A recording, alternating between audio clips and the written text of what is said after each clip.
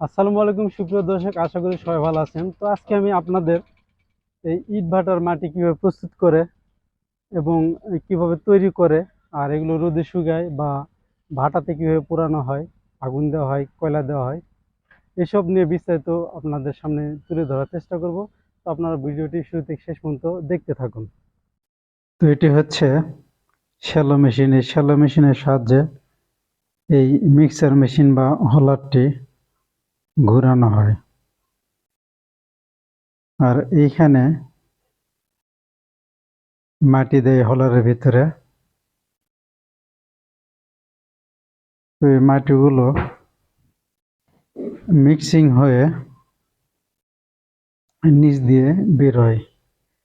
আপনারা দেখতে পাচ্ছেন এই নিচের দিক দিয়ে মিক্সচার মাটিগুলো বা মাটির মুন্ডগুলো বের হইতেছে।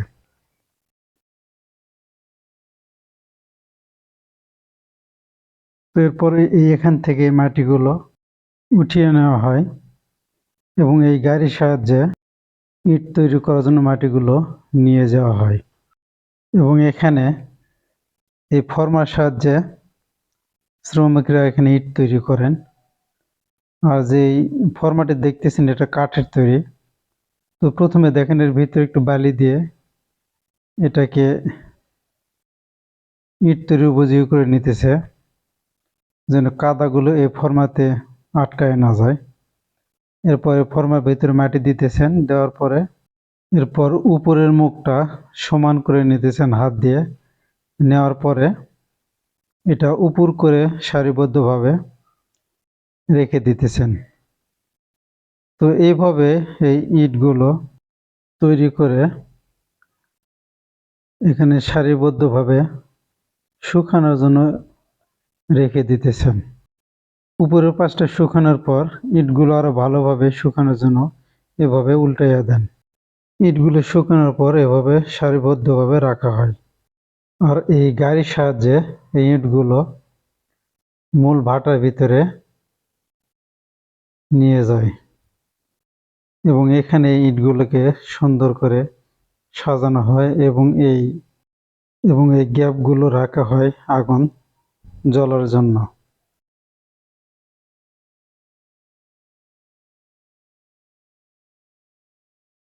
এই ইটগুলো খামাল দেওয়ার পরে এর উপরে পুরানো ইটের পুরা ইটের স্তর বিছানো দেওয়া হয় এবং এর উপরে এই স্তর দেওয়ার পরে দিয়ে ঢেকে দেওয়া হয়।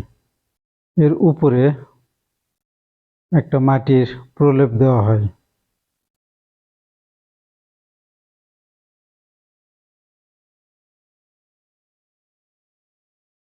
আর এখানে